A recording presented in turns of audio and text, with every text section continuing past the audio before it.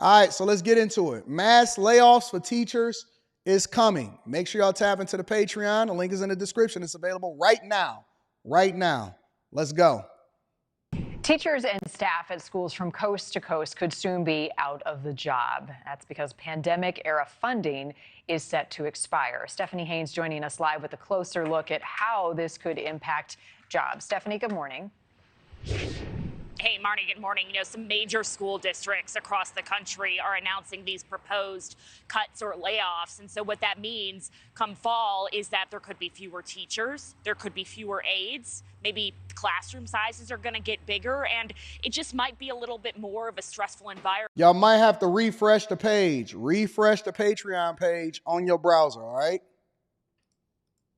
In schools across the country. And part of the reason is because of this pandemic era funding. This $190 billion really allowed districts nationwide to really hire up staff. And so some of the school districts that we're taking a look at here who have made some of these announcements: San Diego, California, Arlington, Fort Worth, both in Texas, Portland, Oregon, Wichita, Kansas, Hartford, Connecticut, and the list goes far beyond that. But here's an Anaheim school board president addressing this very issue just a few weeks ago. We know your students love you. This is, as my colleague said, one of the hardest things that we have to face. If we do not face this, we do not have a school district. We can't run a school district on negative funds.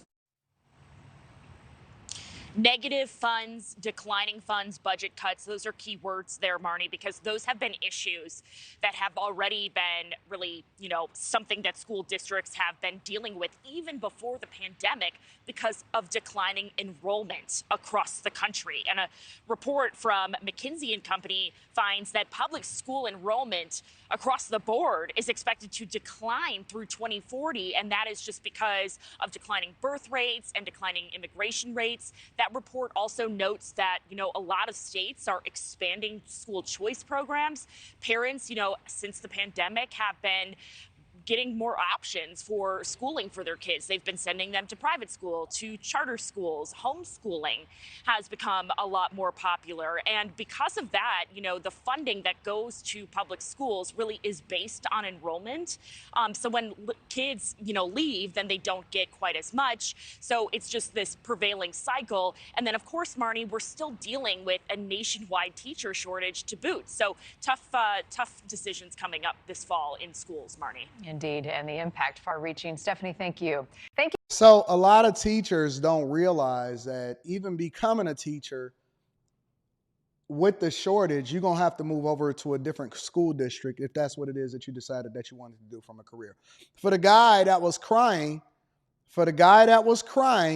and he was whining about the idea of, oh my God, they fired me and it was braiding my hair, you could just go over to a completely different district because there's a shortage of teachers.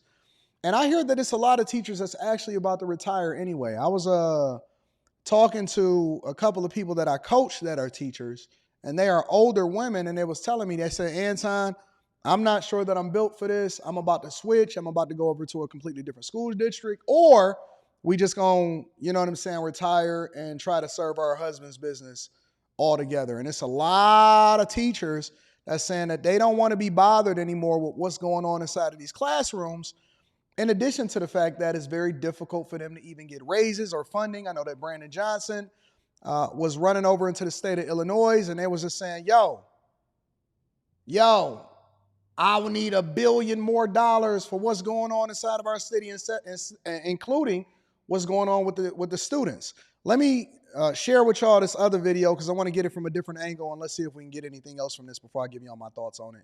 And then I'm going to close off the $9 tier completely.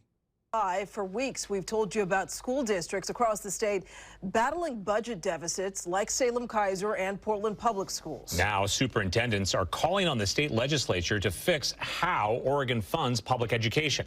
Fox 12's Connor McCarthy is live in Southeast Portland. Tell us about the latest push by both districts and their teachers to get more funding. Connor? Well, Pete and Riel, as you know, for years, educators across the country have been advocating to their state legislatures to increase funding to public education. That includes here in Oregon. But after COVID-19, funding has dried up and the needs of students continue to increase. Both districts and teachers say that the funding system is broken, and a new video made by 4 superintendents here in Oregon wants to bring light to that. Greetings, I'm Steve Cook, Superintendent of Ben-LaPine Schools. I'm Brett Champion, Superintendent of the Medford School District. Hi, I'm Sandy Husk. I'm the Interim Superintendent for Portland Public Schools. I'm Andre Castaneda, and I'm the Superintendent of Salem-Keizer Public Schools. 4 superintendents together in one video, asking the community to pressure state lawmakers to change how public education is funded in the next biennium, as districts across the state look to make deep cuts to their budgets. If we don't make up ground in the 25-27 biennium, this funding gap will only make matters worse. My biggest fear is, of course, for in the moment, and also for next year. We're going to have a couple of tough years. Michelle DePass is on Portland Public Schools Board of Education. Her board is looking to... Jay got it the hard way. Says they use public money to build stadiums but can't pay higher for teachers. Well, it's a reason for that, because there is no return on investment for teachers unless you pay more in property taxes. The majority of the funding that goes into the schools comes based off of the property taxes within that particular district or that particular city, right? So unless you guys are willing to pay more property taxes, right, because y'all all say, oh my God, inflation, property taxes is up, I can't afford my house no more, or whatever, unless you're willing to pay more in your property taxes so that you can spend more on teachers and schools, then how are they going to then fund this thing? When they fund a stadium, right, what they're basically doing is putting in a return on investment. So they need jobs, they need more people to put into the payrolls, they need more economic activity, they need more sales taxes, they need more people to be in downtown or to be in wherever it is that they got this stadium is to generate more revenue, more jobs, right? And so when you put people to work or when you incentivize people to build stadiums, one of the reasons why they create that is because they know that over a period of time, they actually get a return on that investment. You invest and you give money for the stadium. It's almost like building a business, right? If I put money into this business, into this building, I'm hoping that people come in and rent it and then they give me a return on my investment. If I employ people or I create a brick and mortar store, hopefully the people come in and they support it. And then the foundation of that is the team. It's the concerts. It's all of the events that's surrounding it. It's making the downtown more vibrant. It's forcing people to want to live, work, and play. All of the public transportation, people coming in, parking, resources, more money, more payroll, more money going into the coffers, and then the city ultimately is the one that benefits from it. So when y'all say, oh my God, I can't believe that they put these stadiums or whatever in these places, it's a reason why they do that. It's a reason why they give tax breaks to companies that then move their employees downtown, because then they get on the city's payrolls or they get on the state's payrolls, and then they generate more economic activity, which then benefits the city long term, right? Begat. More of this, begat more of that. But when you say, oh, okay, let's just pay the teachers, to what end? Unless you're willing to pay more property taxes, because where's the money going to come from? You can't take it away from Peter to rob Paul. Why would they take it away from the stadium that's going to generate more economic activity in order to give it to your snotty-nosed kids? You see what I'm saying? So everything, and this is the reason why it's called the Millionaire Morning Show, even though we review every piece of news, everything comes back down to the money. Everything comes back down to how are you generating resources to pay for this thing, all right? Cut about $30 million from their budget. We need a sustainable funding model that funds education. Right now, Oregon's public schools are funded in many different ways. This includes property taxes, income taxes, and business taxes. But after 1 minute, 47 seconds. In the 1990s, a limit was placed on how much property tax revenue could go to local schools.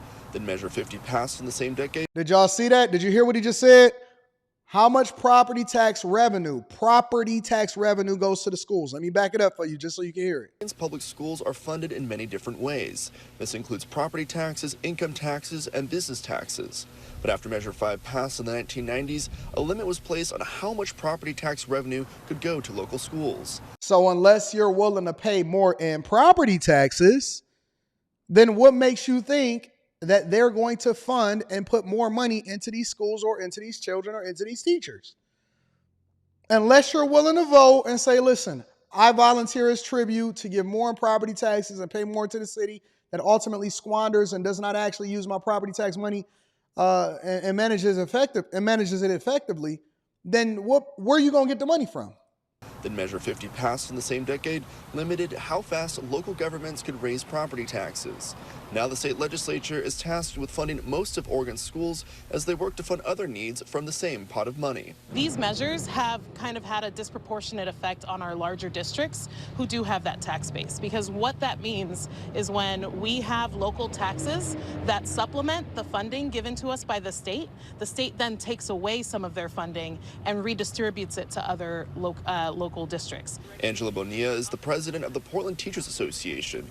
She says rural districts should not be overlooked in their funding needs. However, Measure 5 and 50 need to be reformed so larger districts can access the resources they need for their students. Really taking the time to look at the data and see how has this impacted our schools across the state? Are there places where we're noticing that this is really just painful or harmful for student development and being able to keep quality educators? Bonilla and DePass say something needs to change, whether that is reforming 2 measures or overhauling how the entire education system is funded in Oregon, because the problem of keeping Oregon schools well funded is not going away.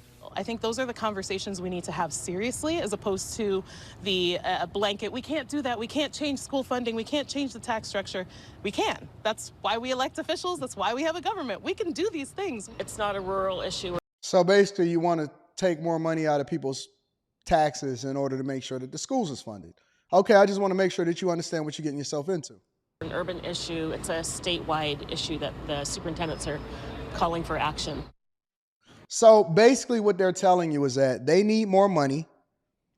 They need more money. They need more money. They want to get more infrastructure. They want to put more money into the schools. They want to put more money into teachers. And guess what? It's got to come out of your pocket. It has to come out of your pocket. And so if you're not willing to invest in your own children, then why should we?